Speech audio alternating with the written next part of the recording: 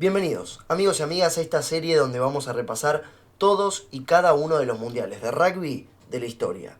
Acompáñennos en esta aventura de 9 videos para llegar bien preparados al Mundial de Francia 2023 que comienza el 8 de septiembre. Así que sin más preámbulos, comencemos. Si vieron los primeros 2 videos de esta serie sobre el Mundial, se habrán dado cuenta que hay un país importante para la historia del rugby que nunca fue mencionado: Sudáfrica. Esto se debe al boicot que sufrió el país entre los años 70 y 80 producto del apartheid, un régimen autoritario fundado en el racismo y la segregación de parte de los ciudadanos sudafricanos solo por el color de su piel.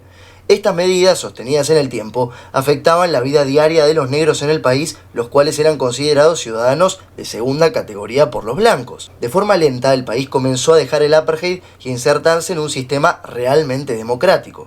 Para muchos, este proceso comenzó con la liberación de Nelson Mandela tras casi 30 años en prisión y culminó con las elecciones generales de 1994, donde por primera vez la población afro iba a poder votar. El resultado fue más de un 60% a favor de Mandela, quien sería designado presidente. El país más al sur del continente africano pujó fuerte por ser la sede del Mundial de Rugby de 1995. La llegada de los Springboks a la cita mundialista fue bastante tormentosa. Si bien algunos seleccionados, como Argentina y Nueva Zelanda, viajaron disfrazados a Sudáfrica y jugaron algunos partidos, la falta de roce internacional por parte del equipo en los años previos se hacía sentir en la víspera del Mundial. Los resultados no eran del agrado del fanático del rugby empedernido, mayormente blanco y africáner, mientras que por el lado de los negros también había descontento. Históricamente, los Springboks fueron uno de los tantos espacios de segregación a los que no podían acceder los negros, por lo que siempre que un equipo llegaba al país, los zulúes y los xhosa, principalmente, solían alentar al rival. Razón por la cual, por ejemplo, Porta luego terminaría siendo tan querido al punto de ser elegido embajador argentino en Sudáfrica. Aquí es cuando se empieza a escribir la historia que Matt Damon y Morgan Freeman protagonizaron en la película del 2009 Invictus, donde el entonces presidente Mandela iba a intentar unir los lazos que la violencia y el racismo se encargaron de romper para consolidar a través del rugby a la nación del arco iris, una nueva Sudáfrica. La campaña que impulsó el rugby se llamó Un equipo, un país y buscaba encolumnar a los sudafricanos de todas las etnias detrás del sueño de que los Springboks salgan campeones del mundo. Dejando de lado las demagogias, el Mundial era una oportunidad inmejorable para volver a posicionar la imagen de Sudáfrica ante la atenta mirada del resto del mundo. Era el primer evento masivo que se realizaba tras el fin del apartheid en el país, además de la primera Rugby World Cup en hacerse en un solo territorio. Esto implicaba la llegada de inversiones y de miles de turistas que deberían moverse entre las 9 sedes que incluía el Campeonato del Mundo, consumiendo productos y servicios nacionales. Los resultados de aquel mundial están a la vista y el uso político por parte de Mandela ha calado hondo en la historia. Será siempre recordado como la vez en la que el rugby unió a un país que durante años estuvo dividido por un régimen violento y racista. Sin embargo, esta copa también tuvo grandes implicancias para la historia del deporte. Tal como comentamos en el video anterior de esta saga, el rugby poco a poco viraba hacia el lado del profesionalismo y la brecha entre los países que sí le pagaban a sus jugadores, aunque por izquierda, y los que no, como la Argentina, eran muy notorias. Además, en Australia se lanzó por todo lo alto la Super League, un torneo profesional de rugby league con salarios hasta 5 veces mayores que los que se ofrecían en el hemisferio sur. Con esta situación imposible de seguir bajo la alfombra, la IRB declararía al rugby como un juego abierto en donde los jugadores podrían recibir dinero por disputarlo. Si bien la medida se hace efectiva en agosto, ya en la previa de la final entre Sudáfrica y Nueva Zelanda se hace un anuncio, aunque aún quedaban algunas definiciones. La historia del profesionalismo, principalmente en el hemisferio sur, es muy interesante, pero a la vez muy extensa e incluye algunos personajes en la trama que harían de este video uno muy complejo de entender. Sin embargo, de manera resumida, existían 2 bandos. Por un lado, el de los jugadores, que entre las sombras fueron reclutados y contratados por la World Rugby Corporation, una empresa financiada por quien supo ser el hombre más rico de Australia. Mientras que por el otro, el de las uniones, que negociaron con una de las empresas de medios más grandes del mundo para organizar el Super 12, lo que hoy sería el Super Rugby, y la competencia de selecciones Free Nations. Después de varios idas y vueltas, las uniones lograron convencer a sus jugadores de romper con la WRC y asociarse a ellos, lo que les garantizaba a los deportistas la posibilidad de jugar en sus seleccionados. Ahora, entrando en detalle ya sí sobre el Mundial, se trató otra vez de una Copa del Mundo de 16 equipos en 4 grupos de 4, casi que con los mismos países, a diferencia de Costa de Marfil, que clasificaría por primera y única vez en la historia el lugar del puesto que siempre ocupó Zimbabue. Posiblemente las mayores decepciones de aquel Mundial fueron otra vez Gales y los Pumas, que no pudieron pasar de fase de grupos, al igual que Canadá, que en el 91 logró un acceso a cuartos. Otro que sí mantendría la lógica presentada aquel año fue Samoa del Oeste, que fue segundo en el complicado grupo B con Inglaterra, Italia y Argentina. Sin embargo, los de azul no pudieron contra los locales y otra vez perdieron en cuartos. La participación argentina en esta cita mundialista fue una de las más bajas de su historia y una de las razones era la crisis interna que se vivía dentro de la UAR. Una lucha de egos, pero también un recuerdo histórico de la disputa Interior Buenos Aires que se resolvería, o más o menos, algunos años más tarde.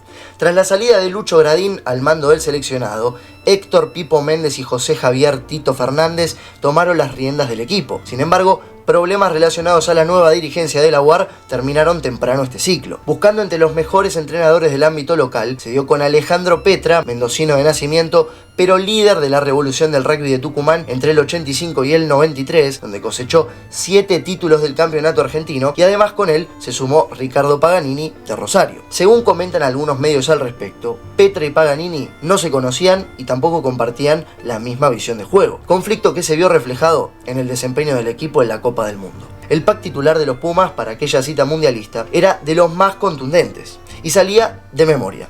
Matías Corral, Federico Méndez, reconvertido en hooker ya que en el 91 lo jugó como pilar, y Patricio Noriega, quien al año siguiente sería Abrambis para luego nacionalizarse australiano. La segunda línea, la misma que en el anterior mundial, con Yanes y Sporleder, y la tercera línea iba con Cristian Biel, Rolando Yankee Martin y el veterano José Cheto Santamarina. Otro reincidente del proceso anterior. A excepción del Cheto, se trataba de los mismos que conformaban el seleccionado de Buenos Aires. Mientras tanto, los backs fueron los que más sufrieron lesiones en la previa y aquellos que más alteraciones vieron respecto a los partidos previos a la Copa del Mundo. De aquel sólido pack se pasaba una línea que mezclaba categoría y experiencia con algo de juventud, pero menos testmatches a sus espaldas. La pareja de medios, con Rodrigo Krexel y Lisandro Arbizu, misma apertura que en el 91, Sebastián Bebe Salvat como centro y capitán, miembro de los Pumas en el 87, y el ya histórico Diego Cuesta Silva, que a estas alturas jugaba su tercer mundial como segundo centro. Los tres del fondo, aquel primer partido ante Inglaterra, fueron Diego Luis Albanese, quien debutaba en un test match internacional aquel partido, Martín Terán, Trayman del pasado mundial, y Ezequiel La Bruja Jurado, con apenas 2 test con la celeste y blanca. El primer partido ante Inglaterra, como decíamos, fue en el Kings Parks de Durban. Los de celeste y blanco jugaron bien y llegaron al try en 2 ocasiones, una a cargo de Lisandro Arbizu y otra del Pato Noriega a través de la famosa jugada La Gran Cacho, algo que hoy sería considerado penal. Sin embargo, el equipo cometió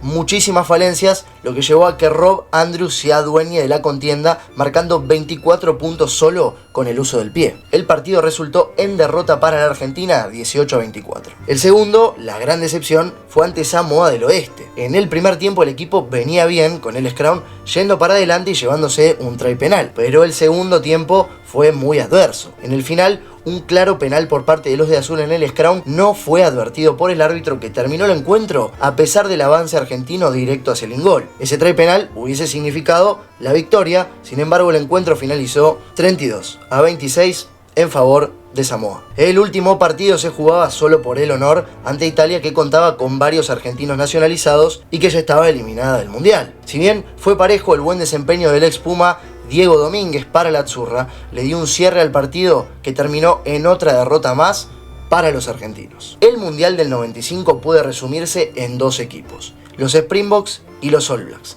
los mismos que en el Ellis Park de Johannesburgo se vieron las caras en una final para embarcar. Por el lado de los de negro estaban los 2 mayores tryman de la competencia, no solo en esta edición, sino en todas las disputadas hasta ese entonces, John Alomu y Mark Ellis. Ambos winners contaban con 7 tries cada uno. El proceso del conjunto isleño en el Mundial fue avasallante. Victorias en la fase de grupos que sumaron un acumulado de 222 puntos a favor y una contundente victoria ante Japón por 145-17. Luego, en el camino se cruzaron con Escocia y posteriormente con Inglaterra y no tendrían demasiados problemas. La llave de Sudáfrica, por otro lado, fue más pareja y reñida, con una final anticipada en el debut ante el último campeón, Australia, que fue favorable para los de verde, y luego tuvieron dos victorias más tranquilas con Rumania y Canadá. En el camino aparecía Samoa, al que le ganaron bien, y luego la siempre difícil Francia, que contaba con el apertura Thierry Lacroix, goleador de la competencia. Esta semi fue un duelo de pateadores con el 10 sudafricano Joel Stransky, algo que anticipó un poco cómo se daría la final. En esa final, ambos 10 fueron claves y anotaron todos los puntos del encuentro. En los de negro jugaba Andrew Mertens, nacido en el país africano, pero All Black por adopción. La contienda fue palo y palo, y Sudáfrica contaba con la difícil tarea de bajar a Jonah Lomu como sea. El win de la isla se había devorado el torneo y era la gran figura. Por primera vez el rugby veía en un mundial el nacimiento de su primera superestrella. El equipo se completaba con grandes figuras como el hooker Sean Fitzpatrick o el octavo Sinsan Brook, ya mencionado en anteriores videos. Mientras tanto, los de verde y dorado, coordinados por Kitch Christie, contaban con Os Durrant en la primera línea, quien jugaría por muchos años en su selección, una sólida tercera línea liderada por su capitán François Pienaar, Just van der Stoysen como medio scrum y el potente Chester Williams, que mencionamos al principio, como wing. La épica batalla final fue un tiempo extra y a tan solo segundos del pitazo, un drop y luego un penal de Stransky pondría las cifras definitivas 15-12 en favor de Sudáfrica. Lo que pasó después quedó en la historia. Mandela, vestido con la camiseta 6 y la gorra que el plantel le regaló en la previa de la final, se acercó al capitán Pienaar y le dio la Webb Ellis Cup para que la muestre a los más de 40 millones de sudafricanos que cantaban con orgullo el Yoyo Losa, cerrando así un ciclo para la historia del país y el inicio de una nueva era para el rugby mundial. Les recordamos también que nos vamos a cubrir el Mundial de Francia 2023, por lo que si les gusta nuestro contenido nos pueden apoyar a través de un cafecito. Les dejamos el link en la descripción. Nosotros nos vemos en el video del próximo Mundial, el del 91. Hasta luego.